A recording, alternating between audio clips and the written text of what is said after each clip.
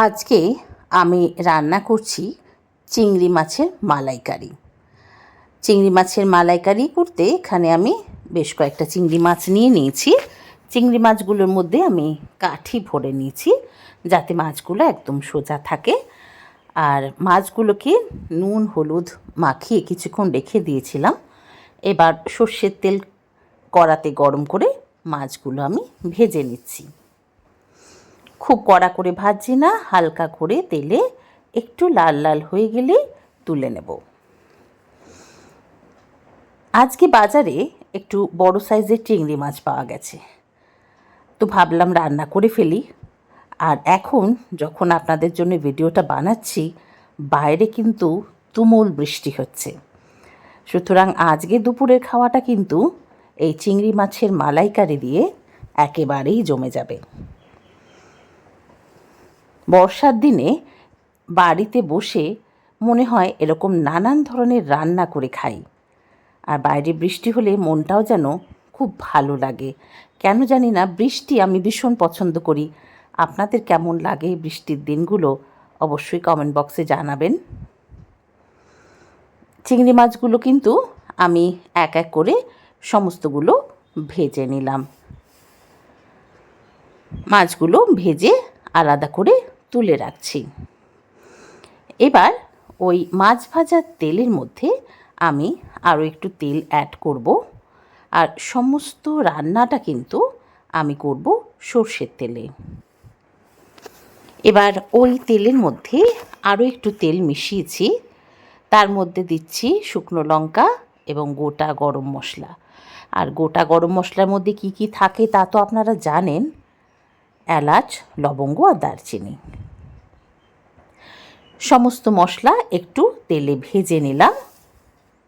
একটা সুন্দর গন্ধ আসছে, শুকনো লঙ্কা গরম মশলার সঙ্গে দিলে একটা ভালো গন্ধ আসে। এবার আমি একটা টমেটো কুচো করে দিয়ে দিলাম। আমি এখানে গোল গোল করে টুকরো করে দিয়েছি, আপনারা কিন্তু কুচো করেও দিতে পারেন। টমেটোটা একটু গলে গেলে আমি এবার কাঁচা লঙ্কা দিয়ে দিলাম। কাঁচা লঙ্কাটা আপনারা আপনাদের স্বাদ মতো দেবেন, যে যেরকম পরিমাণ ঝাল খান সেই পরিমাণেই ঝাল দেবেন। এবার টমেটোটাও বেশ ভালো গলে গেছে, মশলার সঙ্গে একটু মিশিয়ে দেব। মশলাটা একটু ভালো করে নরম হয়ে গেলে এবার আমি হাফ চামচের মতো চিনি দিয়ে দিলাম আর স্বাদ মতো নুন দিয়ে দিলাম।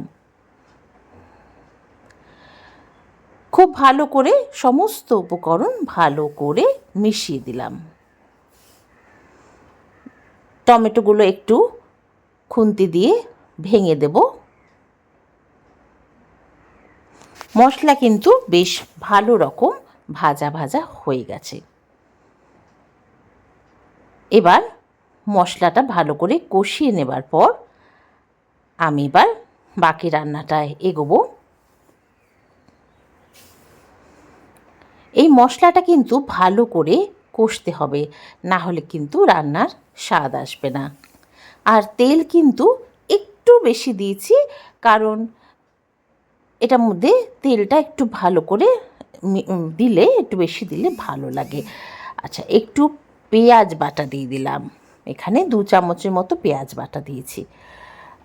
পেঁয়াজ বাটাটা আমি কিন্তু মিক্সিতে করেছি, আপনারা যদি শিলনোড়ায় বেটে থাকেন তাতেও চলবে, বরং বাটা মশলার স্বাদ অনেক বেশি আসে। আমি গুঁড়ো লঙ্কা এখানে গুঁড়ো মশলাগুলো ব্যবহার করেছি, আপনারা কিন্তু বাটা মশলায় করলে স্বাদ অনেক গুণ বাড়বে। মশলাটা এইভাবে আমি বেশ কিছুক্ষণ কষে নেব। এবার আমি 1 চামচ আদা আর রসুন বাটা দিয়ে দিলাম। এখানে আদা আর রসুন আমি একসঙ্গে মিক্সিতে পেস্ট করে নিয়েছি, সেখান থেকে 1 চামচ আমি মিশিয়ে দিলাম। সমস্ত মশলা কিন্তু বেশ কিছুক্ষণ ধরে আমি কষতে থাকব। মশলা যত কষবে রান্নার স্বাদ কিন্তু তত বাড়বে। এবার গুঁড়ো মশলা দিলাম। ছোটো চামচে 1 চামচ করে হলুদ গুঁড়ো, লঙ্কা গুঁড়ো, জিরে গুঁড়ো, ধনে গুঁড়ো আর কাশ্মীরি লাল লঙ্কার গুঁড়ো সবে আমি ছোটো চামচের 1 চামচ করে দিলাম।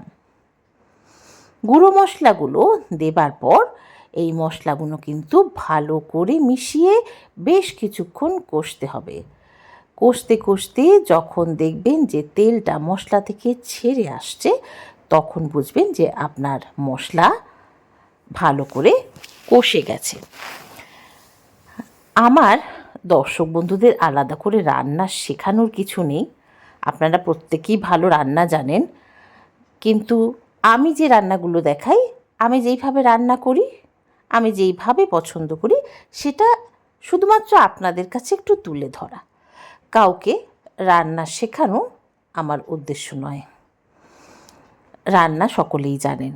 হ্যাঁ, অনেকে থাকেন যারা রান্নাবান্না কম করেন যে কোনো কারণে, চাকরি বাকরি চাপে বা কিছু, তাদের হয়তো একটু প্রয়োজন হয় জানার। তো তাদের ক্ষেত্রে হয়তো বা একটু সুবিধা হতে পারে আমার এই রান্নাগুলো।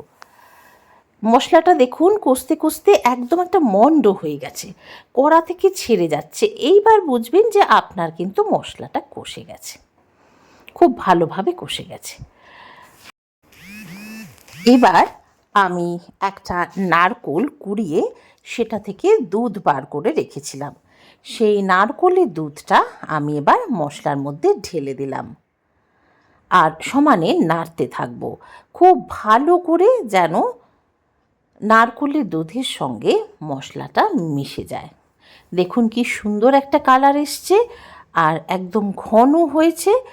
এরকম ঘন রাখতে হবে, বেশি পাতলা হলে এ ধরনের মালাইকারি খেতে ভাল লাগে না। এখানে যখন ঝোলটা ফুটে উঠেছে, এবার আমি ভেজে রাখা মাছগুলো দিয়ে দিলাম। বাজারে রেডিমেড নারকেল দুধ পাওয়া যায়, আপনারা সেগুলো দিয়েও করতে পারেন। তবে নিজে বাড়িতে বানিয়ে যে নারকেলের দুধটা দিয়ে যে রান্নার স্বাদ, সেটা কিন্তু একেবারেই অন্যরকম হয়। এবার মশলার সঙ্গে ভালো করে মাছগুলো উল্টে পাল্টে মিশিয়ে দেব। ঝোলের মধ্যে একটু ডুবিয়ে দিতে হবে, কিছুক্ষণের জন্য ফুটতে দেব। মাছের সঙ্গে ঝোলটা ভালো করে মিশিয়ে দেব।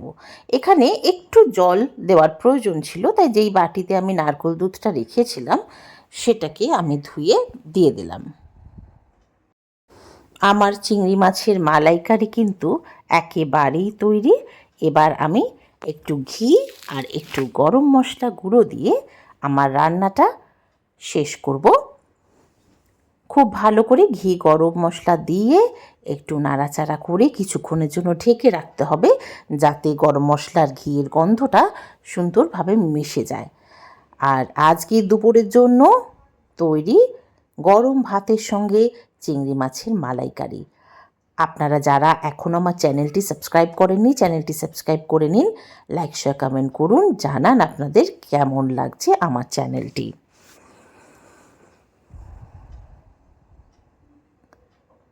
আমার রান্না কিন্তু সম্পূর্ণ হয়ে গেছে। এবার পরিবেশনের পালা। আমি গরম ভাতের সঙ্গে দিয়েছি চিংড়ি মাছের মালাইকারি। দেখতে কি অসাধারণ হয়েছে, খেতে কিন্তু আরও সুন্দর হয়েছে। আমার সঙ্গে থাকার জন্য আপনাদের অসংখ্য ধন্যবাদ।